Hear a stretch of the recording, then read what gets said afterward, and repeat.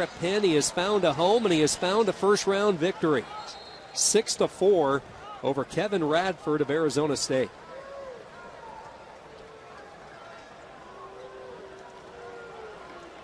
Penn with a victory. 184 pounds. Match just started. Central Michigan's Ben Bennett. Eric Schmidka of Oklahoma. First period, Bennett the seated wrestler for the Chippewas.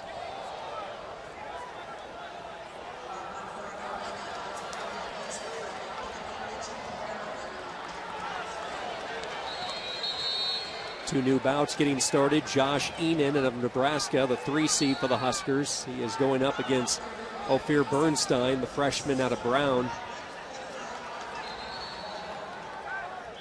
Those two underway, Clymer and Vinson as well. Of course, Quentin Wright, the returning national champion, up on the second screen.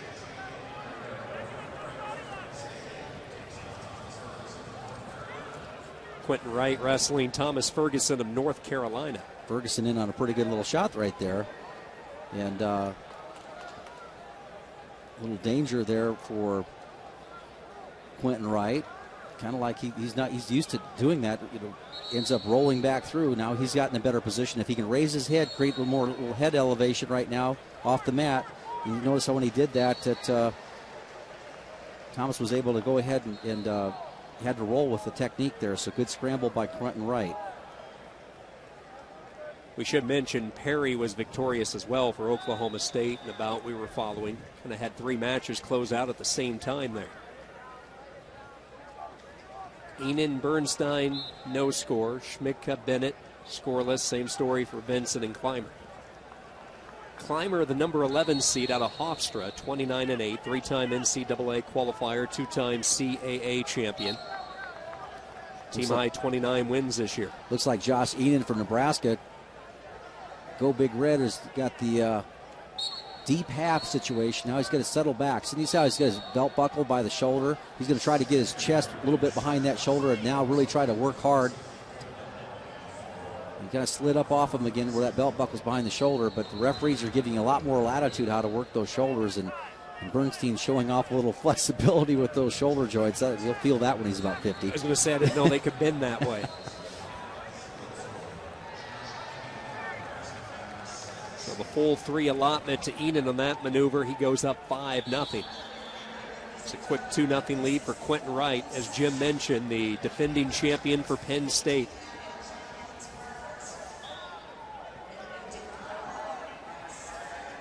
Enan following up from Nebraska, so that match is staying in the top position. He's got a 5-0 lead, building up riding time. Actually, 7-1 lead. He's got an escape takedown.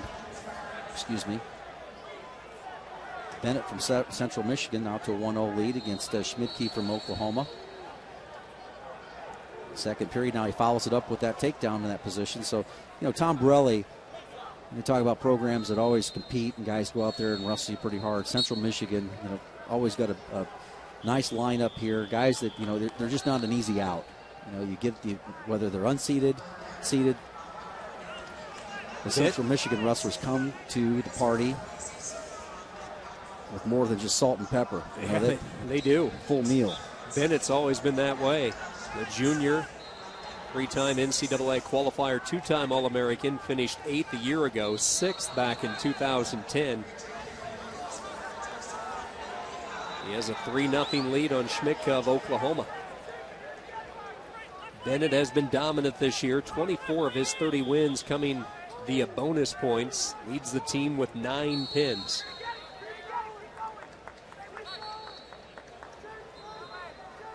Losses this year to Ryan Loader of UNI, who we saw a few moments ago, and Robert Hamlin, who's lost to Hamlin twice from Lehigh. Enan gets a reversal for Nebraska, then gives up the escape. Again, this is the point in the match where you're looking for bonus points, a little spin around opportunity. He's also got the potential near side cradle to get locked up. He drops in a single leg. Brown does a nice job of rolling through and scrambling. But there's nothing wrong with when you grab a double leg and you plop a guy down to his butt like that, and the referee's going to give you 2.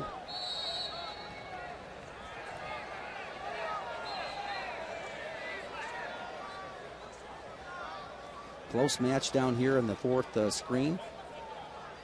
Second period, 44 seconds left. No takedown in the match, but Vinson from Oregon State, Jimmy Zaleski's guy, hanging in here with the seeded clymer from Hofstra. And this is an important situation. You've already got about a minute and a half worth of riding time. If you can close the period out in the top position, which Vinson is trying to do, potential upset. Now he's got the ankle there, gets the escape. So well, what that does, though, Sean, that gives you flexibility in the third period when it's your choice. Do you go ahead? You can go ahead and go on the feet because you already have the riding time point. So he's got 1:36 of riding time in this match, so he has the ability to go ahead and choose neutral. And so by getting that riding time point in a 0-0 match, again, you can go down, and if you can get out in 36 seconds or less, you can hold on to that point. So a little strategy being deployed right here.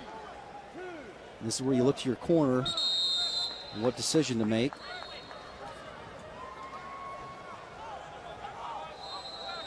You know, it's nice to have that flexibility, that decision. He's going to go ahead and take the down position, so his goal right now is to get out in 36 seconds left and hold the lead. Last year's defending champion Quentin Wright, a 3-0 lead. Wright in the blue singlet on top of Ferguson from North Carolina in the black. Defensive fall there potentially. Now potential back points. You see the referee offers up no points, so this is a good job by Clymer and Hofstra. He's going to go ahead and put the leg in. You know, and here you got two programs that they probably haven't seen each other. Okay, you don't have an idea. You know, one's out in New York and the other one's in Oregon. You don't have an opportunity to compete against each other, so you don't really know the strengths of them, of your opponent. So, do you employ that strategy of going neutral, or do you go ahead and go down? And because if you go down and get ridden out, you lose 1-0. As a former athlete competing at this level, Jim, did you like going up against the opponent that you weren't familiar with, you had not seen, say, in an instance like Vinson and Clymer here, or did you like going against those guys in the old Big Eight that you've seen 3, 4, 5, 6 times? Well, I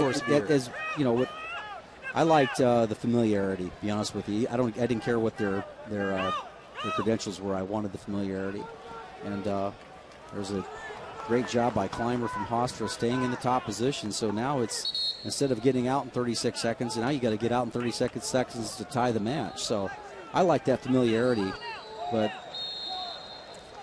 again, I've been in this situation where you're in the corner as a coach trying to help a guy get through to the next round, and you're wrestling a guy you haven't seen before, and if the match is scoreless and you've ridden him out, sometimes you don't want to find out how good the guy is in the top position, and this is what Vinson is finding out. He's seated for a reason, and he hasn't shown you anything through the first two periods.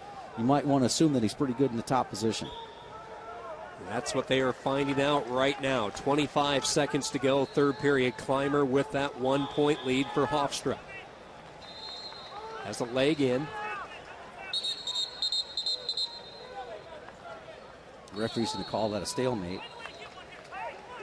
That's a break for Vinson. Ben Bennett, by the way, Central Michigan victorious. The Chippewa looked really good as he makes quick work of Eric Schmidtka from Oklahoma. So Bennett at 184 moves into the second round. Well, we found out why Mr. Clymer from Hofstra is seated as high as he is. He's tough in the top position and uses that skill to go on to win basically 2-1, or 1-0, excuse me.